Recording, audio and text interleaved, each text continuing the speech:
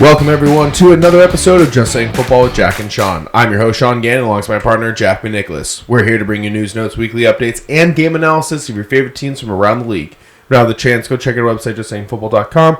Follow us on Instagram at justsayingnogwjs for article and video updates. And don't forget to check us out on Spotify at Just Saying Football. Get us in your ears, take us on the go wherever you are. Jack and Sean can be with you. Yeah, anywhere you want. Just make sure you hit that bell. Make sure also check us out on Instagram. Just saying no GWJS. Get all those updates. Yep, gotta love that. All right, so before we jump into our Week 13 Sunday Superflex, gotta get into some injury news that's been happening around the league. Aaron Donald has officially been ruled out of this game on Sunday. Stafford still remains in concussion protocol, something to monitor. Good news for Vikings fans. Rookie cornerback Caleb Evans, who suffered a concussion a few weeks ago, is back full participant at practice, along with Dalvin Tomlinson, who's dealing with a calf injury. That's a boost for a subpar defense. Elijah Mitchell is out 6 to 8 weeks, and Christian McCaffrey is dealing with what Kyle Shanahan described as knee irritation. Not something you want to hear, and that's something to monitor if you're a 49ers fan. Yeah. If your team is in the NFC. Especially with NFC Elijah West. Mitchell out for 6 to 8 weeks. So that's a long time. Von Miller is placed on the IR. He will miss the next 4 weeks. Now, I don't think this necessarily affects their playoff chances, but I think this might affect their division right now. They're currently behind the Dolphins. The Jets still are creeping on them. And the Patriots are still somehow right there. Yeah. So they're not done yet. All right. That being said, one more thing here.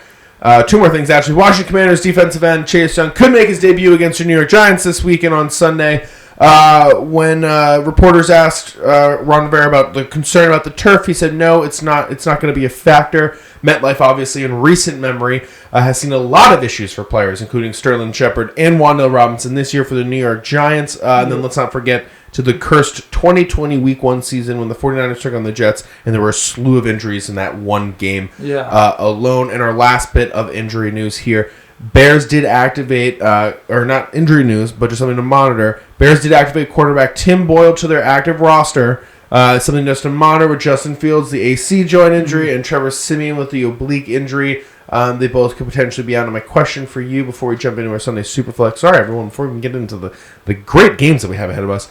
What should the Bears do with these injuries with 5 games left for Fields? You know what I mean? They are currently 4 games out of Washington, who's the 7th seed, and they sit last in the NFC.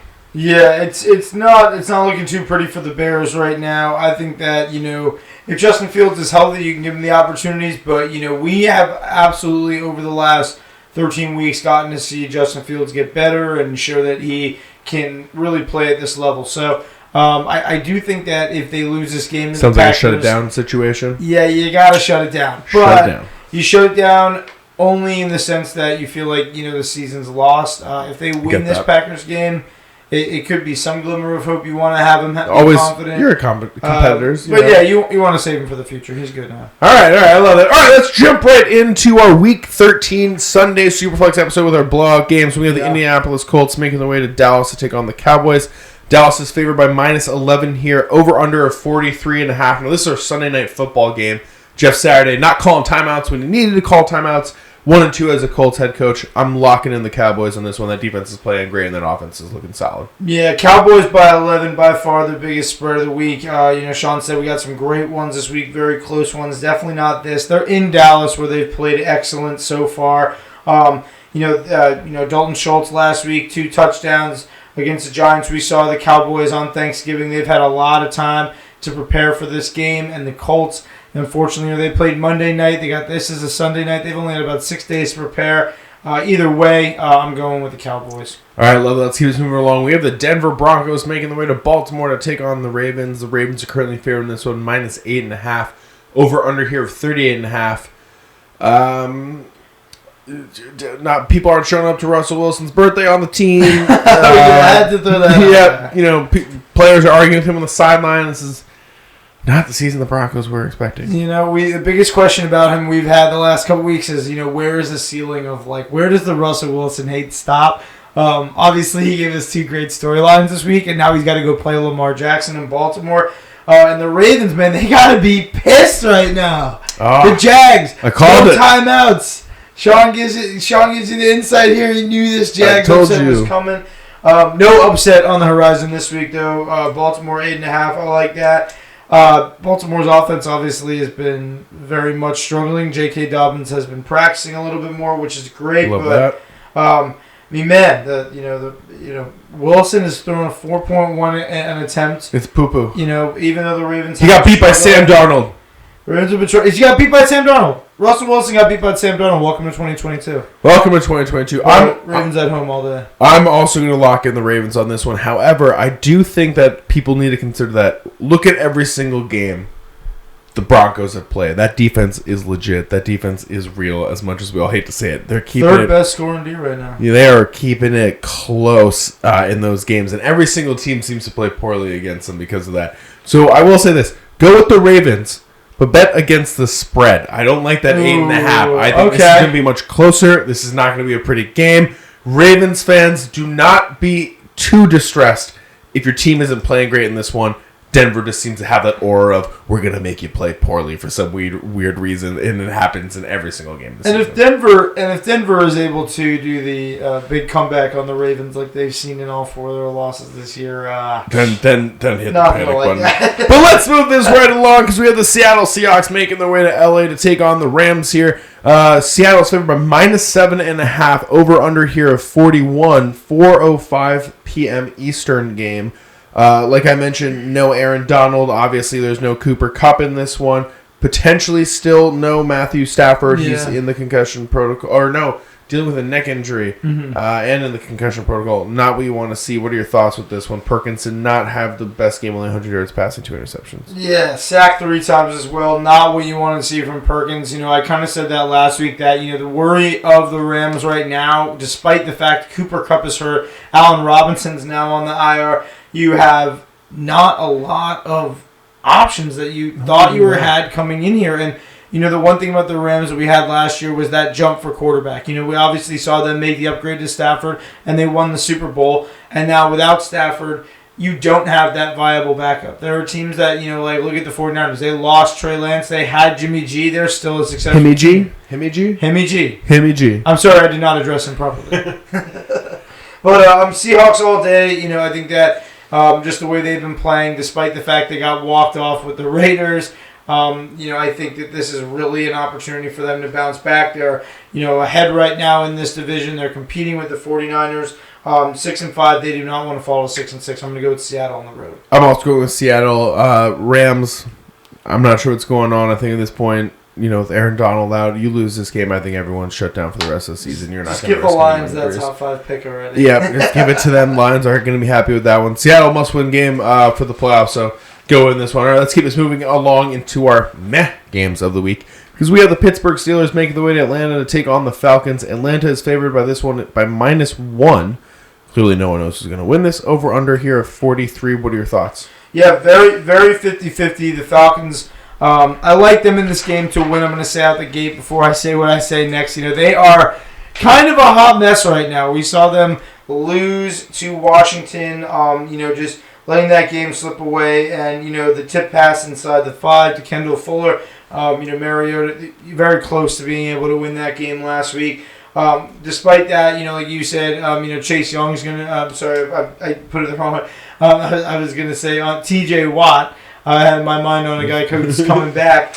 T.J. Watt, I think he'll be all over the place. Alex Highsmith as well. This is going to be a close game for me. I see that, obviously the spread reflects that. Atlanta at home, I like only really because Steelers coming off of that, short week on Monday night. I do think that it does make a little bit of a difference for Atlanta to have that extra day to prepare, in my opinion. And they have been playing like tight games that they keep themselves in, and even though they're a mess, they're a hot mess, and I'm going to go with them this week. I'm going to defer. I'm going to go with the Steelers here. I think you can ride that win and how Kenny Pickett played. You want to try to recreate that entire first half for a full 4 quarters. You're able to do that, man. This offense can cook. Yeah. And you like to see that from your young rookie. Like you're saying, Atlanta Falcons are a hot mess, albeit they're kind of fun to watch at times. But the Kyle Pitts, he's shut down for the season now, won't be returning. That to me indicates that you're kind of maybe gearing up for a potential non-playoff run more than anything. And I don't know if I necessarily like that move. And it's for weird them. because Arthur Smith is just very on getting to the playoffs. They're still not where they want to be, but with the Bucs loss last week. Look, he's a franchise. There was a chance. There's still a chance for them. I get Kyle Pitts, the franchise guy, but that to me, I don't know. I think Steelers right now with that and defense. I'm calling the Falcons after despite the fact that they have 18 points over the last 3 or 4 games, where they have lost the last 3 or 4. They have to bounce back this week for me. Like I think that it's a scary pick. Hopefully Atlanta does, but as we know, people rally behind Mike Tomlin. That's our guy. True. All right. Let's move this along. We have the Green Bay Packers making their way to Chicago to take on the Bears. Green Bay is favored here by -4.5. Over under here of 43.5. Again, still potential for Fields to be out in this one. We don't know at the moment. Despite the rib injury, though, to Aaron Rodgers, he said he is going to be in for this one. Yeah, and him being in kind of makes a difference for me. We know that we talked about it before. Kind of Fields dealing with that injury. I like the Packers in this just because I think overall they're a better team, and Aaron Rodgers does have the Bears number in the past. I think what's really tough too is that Eddie Jackson loss for the Bears secondary. That's the best player on their defense. That's a brutal loss for them, yeah. And with a guy like Christian Watson having 6 touchdowns in the last 3 games, I think it's a good opportunity for them to really just try to take off and at least get a win here after getting whopped by Tennessee and Philly the last couple of weeks. There's conversations about Aaron Rodgers being sad for the season, Jordan Love coming in, and it's only going to fuel the media and us, even in ourselves, about his potential departure next season and in the offseason, this sort of thing. So I think the best way to quell that, at least for one more week, is to get a win against a team like you said that historically you beat. This is a game that I think is absolutely winnable, especially if there's no Justin Fields. If Justin Fields is in it, though, Bears can easily put up 30 points. We've seen it before with him and what he's able to do. So I wouldn't be surprised if that's kind of the outcome for that. So I'll hit the over on this game no matter what, especially if Fields is in there. But I think the Packers are now, this is one of those games where Aaron Rodgers says, still Aaron Rodgers despite the injuries that we're now just hearing about late in the season, like the thumb. So I'll go with the Packers. Nice. Yeah, Packers on the road for both of us. All right, I like it. Let's keep this moving along. We have the Jacksonville Jaguars making their way to Detroit to take on the Lions. Jacksonville favored by -1. Again, no one knows what's going to happen in this one. Over under here of 51.5. What are your thoughts? We finally saw the Trevor Lawrence game-winning, go-ahead TD was everything we thought he could be as the number 1 overall pick at last. Finally, and Andrew Wingard kind of said it best, their safety after the game. He was like, it's kind of Trevor Lawrence's rookie year, despite having NFL career last year, just having to deal with Urban Meyer and coaching changes. Doug Peterson definitely, all of them love Doug Peterson.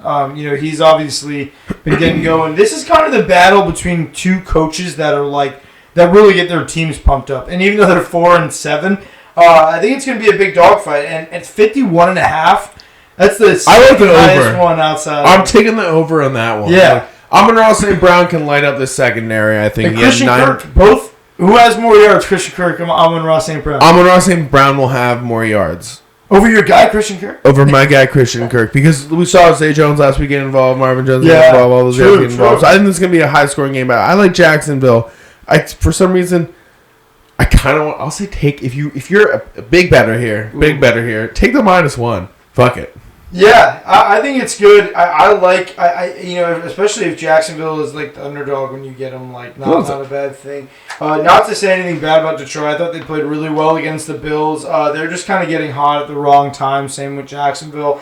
But just going to make for a good game. I mean, like you mentioned, Amon-Ra. 9 for 122 and a touchdown. We love that. All right, let's move this into the game that we just aren't really going to say much about because we have the Cleveland Browns making their way to Houston, take on the Texans. Deshaun Watson's back in this one. I'm going with the Texans. Yeah, I'll go with the Browns on the road. I think that both of these teams, it really just comes down to the run game, and I like Nick Chubb way more than Dameon Pierce. That's valid. All right, moving this right along. We have the Los Angeles Chargers making their way to Las Vegas to take on the Raiders. Ellie's favorite this one, -1.5, 50.5 point over under here. Now this is a 4:29 p.m. Eastern game.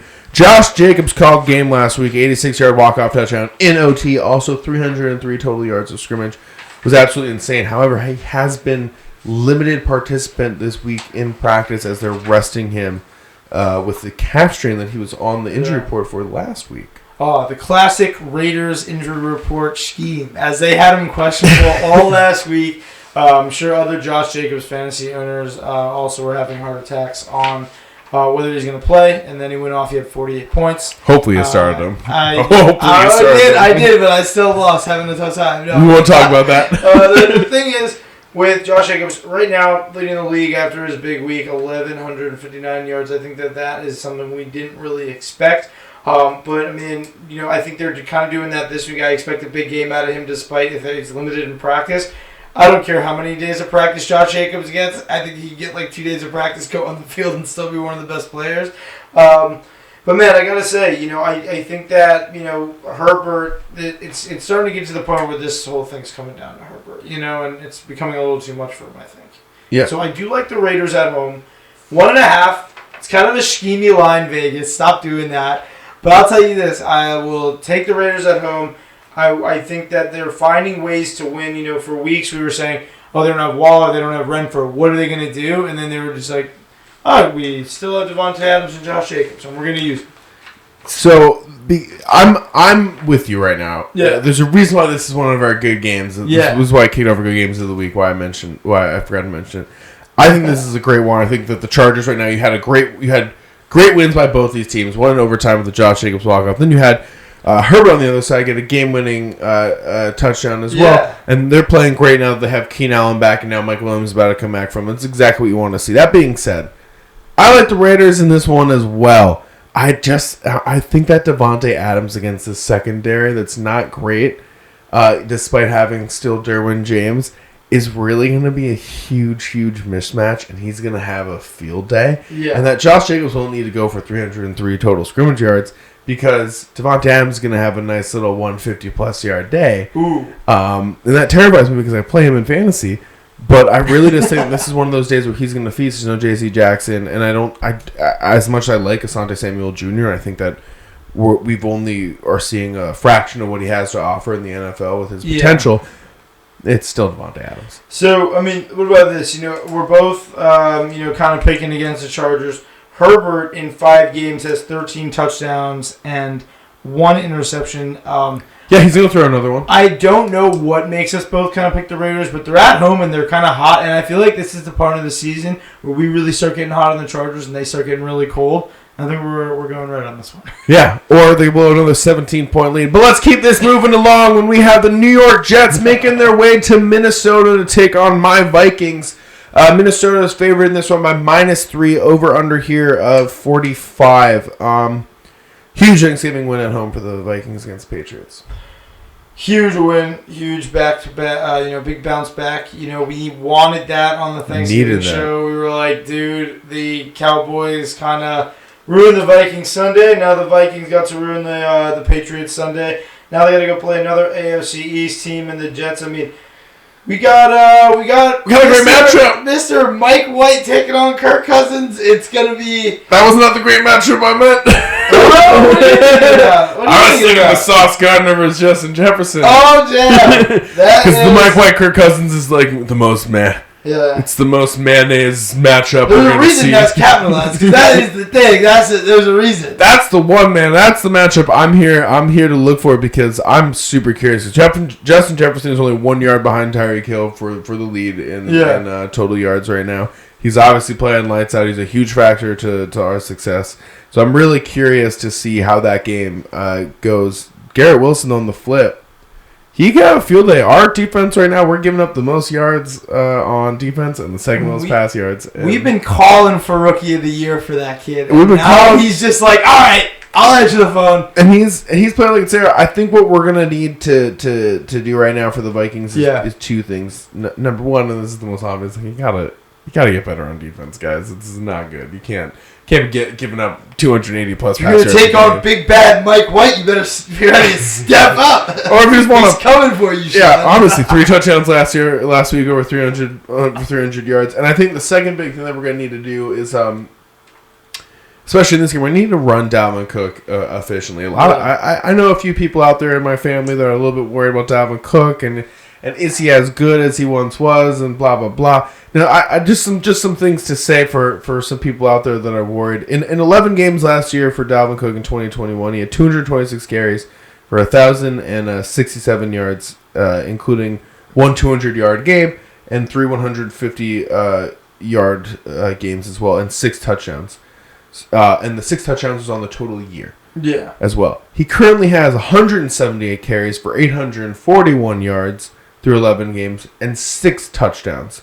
Now, he only played about 13 games and only finished with 200 more yards. So only finished with 1,200 yards. He's still on pace to do the same, if not better than last year. So people don't need to worry about him. That being said, Minnesota, you need to get him more involved as well. Because if you want to effectively, I think, open up Justin Jefferson even more, it's going to be through the play-action pass. That's where Kirk Cousins succeeds. Yeah, I think this is a tough defense. Also, if they can run Dalvin, we saw that the Jets obviously, despite changing their quarterback, they had James Robinson as a healthy scratch last week, and they used Zonovan Knight. I don't know. Do you know Zonovan Knight's nickname?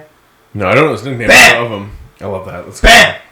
Bam, man. And everyone's saying it. I'm hearing everybody. It's like awesome, So he played great last week. I think that with the Jets, this kind of just shows their coaching staff and everything, their front office, their youth is like what is kind of driving the success of the team. But I think the Vikings offense does get it done with Dalvin. They're going to need it. They're going to need that, especially like you said with Jefferson on Sauce Gardner. I'm interested though about that Sauce Gardner matchup. Like you said, does Jefferson get 100 yards on Sauce Gardner? Or should I say 80 yards? I'll say. I think he'll get over 80 yards. I just think that the way that they scheme him, unless this is one of those games where Kirk Cousins is like, oh, forgot to throw the ball. Yeah. I think he needs to get over 80 yards. I don't think he's going to get like more than 105 though. Like that's like, which is like saying that that's like a meh game for him is like kind of crazy because 10 years ago, we lived in a world where if you got 85 yards and like 4 receptions, that's like a really good game for you. Yeah. Now we live in a world like if you're not getting 9 for 139 and 2, are you even playing football out there? Like, are you the wide receiver? Like what's going on? Exactly. So that's something to consider. Before I make my game pick, because I'm still not really sure. What's the outcome here for Zach Wilson? Yeah, this is going to be one of those messy situations. I think where there's going to be stories about it. We live in New York, so it's really the market here. We know how they treat quarterbacks, especially Jets quarterbacks, who have put themselves in these kind of situations in the locker room. With him, we saw it last week. They literally put up a graphic that Mike White had better stats than him in 2 quarters than he did in the whole game. I think this is an opportunity maybe in the offseason if he's still unhappy. They're unhappy to just go trade him while he's in his rookie deal. Hopefully. He's a top 2 overall pick. Send him over to Houston. Send him over to Houston. Get some picks. But I don't know. I don't see him on the team next year. If this team does go to the playoffs and say Mike White wins a game and they're paying him $1 billion times less than Wilson, go let that kid earn his contract, Yeah, there are 2 things. I'll go with the Jets. Fuck it. I don't know why. But I'm going with the Vikings on opinion. I like that. And just before we keep this moving along, there was a picture of him in the rain with the hood on, and then the side picture of Anakin Skywalker on the dark side. It was so great, but also in don't worry, spoiler alert, Zach Wilson's probably not going to become any villain type that guy. Probably not. But in the last 7 years, there have been two games where Jets quarterback threw for over 300 yards and 3 touchdowns. Both of them belong to Mike White. Oh shit. So, yeah, just a little fun fact. All right, let's keep this moving along. That's our guy. All right, we have the Washington Commanders making their way to New York to take on the Giants. I'm so sorry. Here are the real guys we got going. Washington's favored in this one, though, by -2.5. Over under here of 40.5. What are your thoughts? Ooh, Taylor Heineke, man, 5-1 since he took over in Washington. He's actually playing really well. Daniel Jones also plays pretty well against Washington. In his career, he has 100 passer rating, 1,150 yards, 9-3 ratio in 5 games. Seems to be the team he always plays well against. I remember a stat. I don't know if you remember. We were sitting there like week 2 last year when they lost off the field goal, and before that, he was like 4-20 against teams, and it was all Washington. And it was like, except for his first game. And now I think Daniel Jones has put the Giants in a position where the team can win at home in these close games. We saw them play Detroit 2 weeks ago at home in kind of a surprise loss. We kind of expected them to win that. Then they lost. They doubled their losing record after that, getting 4 losses after the Dallas loss last week. This is a division game. It's very important, and they're underdogs at home. We've seen this before. I think this is an opportunity for them to go win. Washington has won with their run game. Robinson and Gibson, they're kind of running the whole show over there. And I think Saquon is going to have to do the same thing on the mat. Now we're talking about Josh Jacobs leading the league in rushing. Saquon's one of those people that could definitely do that. And a game like this, Chase Young, like you said, is kind of going to be on a snap count coming back from IR.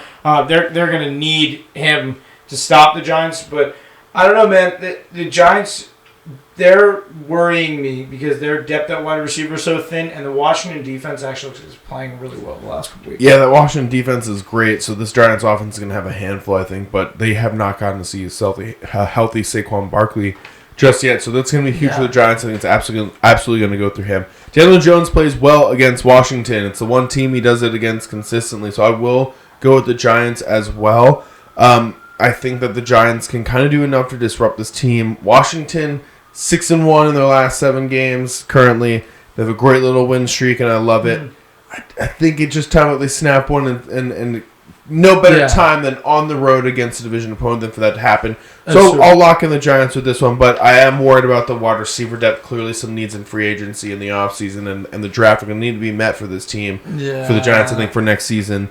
Especially if they want to have continued success with Daniel Jones as their quarterback. Definitely. They're going to need some interior offensive line, some tight ends and receivers, and just about everything. Just about everything. All right, let's keep this moving in our good games. We have the Tennessee Titans making their way to Philadelphia to take on the Eagles. Philly's favored in this one by -5.5. Over under here at 44.5. What are your thoughts? Man, Jalen Hurts in the first quarter last week was insane. He had 17 total carries for 157 yards. That's the most, fourth most by a quarterback in a game since 2000. We just saw Justin Fields breaking records a couple weeks ago. So, it's very impressive that Hurts can also do the same kind of things running in this offense. They're 10-1 and they're at home, 5.5 spread. People are obviously kind of expecting them to kind of run away with this. But is there anything that people should be excited about the Titans? Everyone's talking about the Eagles' run game, but we always talk about the Titans' run game. I mean, I think right now I'm going to go with the Titans. What I like is what I described what the Washington Commanders needed to do when they beat Philly on that Monday night game, which was maintain time of possession, convert on the time of possession that you're maintaining, keep the ball away from this Eagles team, and from this Eagles offense. And that's about it. And then, on the big third downs, don't stop them. Yeah. Things like that, like third and longs, that kind of stuff. Washington went out, they put together a great game plan and were able to execute the win. You have Derrick Henry. You can run this ball all over a team. That's the weakness of this Philly defense. They're second against the pass. So don't throw a lot against them. Or if you do, you throw smart, West Coast, effective, short, down the field passing, and you run the ball effectively. They're 18th against the rush. Philly, on the other hand, though, they could have a field day against a secondary that's 31st against the pass. They're giving up a ton of yards, only ahead of the Vikings right now, who are bleeding yards like that. So this is an opportunity for Philly to utilize A.J. Brown and Devonta Smith if they want to. But that being said, I just think that Tennessee can game plan around Philly and get a win, especially when you have Derrick Henry in the backfield. I will go with Philly at home in this one, but I will say I really think this will be an under kind of game. Like you said, there's going to be a heavy running game. Both of the defenses are top 10 right now. Both of them are top 10 in point differential. I think it's going to be a very big disrupt the passer game for both teams. And we've just seen the Eagles adding to their pass rush. They already had Derek Barnett and Brandon Graham and Fletcher Cox. Now they have Ndamukong Suh. They have Robert Quinn. They're going to be all over Tannehill. And like you said, and Henry last week, a season low 38 yards, not what I wanted to see from him. I do think this is a bounce back game from him, but Tennessee right now, I think that they can keep it close, but I don't know if they'll get the W on my end. Wouldn't surprise me. All right, let's keep moving on into our games of the week. Games of the week. Because we have the Miami Dolphins making their way to San Francisco to take on the 49ers here. 49ers are favored by -4. Over under here 46.5. 4:05 p.m. Eastern game. Now, this game, super interesting. A lot of familiarity here, obviously. Head coach Kyle Shanahan had Mike McDaniels as his offensive coordinator for a handful of years. Yeah. Obviously, Mike McDaniels now the head coach of the Miami Dolphins, who's about to play them. So, what are your thoughts going into this game? Because the coaches know each other and know how they like to work, how their minds think. They spend a lot of time together. I think it's 2 words: offensive nightmare. Just a shootout, just everything. It's a 46 line. I'd hammer that, and I'm gonna go with Miami. They're underdogs on the road. Mike McDaniels, like you mentioned, a protege of Kyle Shanahan. Just another great coach that kind of was on this 49ers staff when they went to the Super Bowl a couple of years ago. And just, man, even though the 49ers defense may be, they're the best scoring defense right now. They're giving up 15.7 a game. And then you got Miami's offense. Who do you like more in that matchup? The offense of Miami versus the defense of San Francisco? Because I feel like that's like the most exciting X factor. I'll lean ever so slightly with the Dolphins offense, but I really do love the 49ers. But the 49ers are the best. See, I love your Padawans become the master mentality, but I think this is an opportunity for Kyle Shanahan and the 49ers to show why the master's still the master. Yeah. All right? There's a reason why he was the protege. Okay. There's a reason why he's still going to be the protege in this game. This will be a lesson for Mike McDaniels, I think. I think the 49ers Shanahan got that Belichick mentality. Exactly. I think the 49ers are going to win this game. And I think the reason why is because I think at the end of the day, with no Terran Armstead right now for the Dolphins, that's an opportunity for Nick Bosa to make that one play that changed the game, that strip sack, that forced sack that makes a big fourth down and shifts momentum, that kind of big play. And on the flip, I think that the 49ers offense is well equipped to handle this Dolphins defense. I think at the moment, while they acquired Bradley Chubb and signed him, and that was great for them in the long term, I don't think that their defense is quite there yet. I don't think it's like it's a middle of the pack defense for sure, and I think that the 49ers offense is up there as one of the best offenses, right? Yeah, that's a good point. So you have these two hyper-powered offenses, and I'm thinking about which defense is going to make that main play, and I'm just looking at this 49ers team just went to the NFC Championship, that knows what it takes to win these big games. They know what it was like to have its season on the line, and they just have all that familiarity. And I think that's really going to ultimately give them that edge that they're going to need to get over them. So I'm going to go with the 49ers on this one. Yeah, the only reason I'm really going Miami, like you said, there's got to be some sort of edge between these teams because there's just so much going on. Tyreek Hill and Jalen Waddle are my edge this week. Best wide receiver duo in the league? Best wide receiver duo in the league. It's got to be. They're both top 5 right now when it comes to receiving yards. And this is going to be, Tyreek Hill, 1,200 yards. Waddle 963. He'll hit 1,000 this week. These are two guys that could hit 1,500 by the end of the year each of them. Tyreek definitely, but Waddle, the way he plays, if there is one defense that's gonna get you to, feel that pressure at San Francisco, but the one that's gonna be able to get over that, I think, is Tua and this offense. Tua still hasn't lost, if I'm correct, right? No. So I'm going to ride with Tua again this week. Let's go. Underdog, Miami on the road. San Francisco -4. I don't know. I think if they're up by 4, Miami's going to have to get the last 2 minutes, and they'll get it going. I'll go over 49ers money line and hit the spread on this one. Ooh, I like that. I like that for All right, no, I don't like that going with Miami money line. You like it as a betting man. I like it. All right, let's move this into our last game of the week and our last game for the Sunday Superflex episode, because we have an AFC Championship rematch when the Kansas City Chiefs make their way to Cincinnati to take on the Bengals. The Chiefs are favoring this one by -2 and over-under here of 52. This is a 4:25 p.m. Eastern game. What are your thoughts going into this one? This is going to be a good game. This is the reason that this is the last game, because we got my guy Jamar Chase coming back this week. We don't know about Joe Mixon just yet. I know he's still in the concussion protocol. But if he comes back this week and Bengals have a huge advantage with their full thing, I think this can be a very close game. KC favored by 2. That's a scary spread in the sense that, I'm looking at them. Got to go against that spread. We saw what happened in the AFC Championship with a very close game. Bengals go for the 2-point. tied up, went through this whole crazy thing. You know, me and Sean were there. We were just watching the game. Just like we felt we had no idea who was going to win. I feel like the same way going into this. I'm leaning Kansas City more, and I just want to put it out there that Kansas City's kind of weird. Like they boosted up this week to the highest odds of like the Super Bowl odds as their favorites over Buffalo, over Philly for the first time. And it is tough because I don't know if there is a better team than Kansas City right now.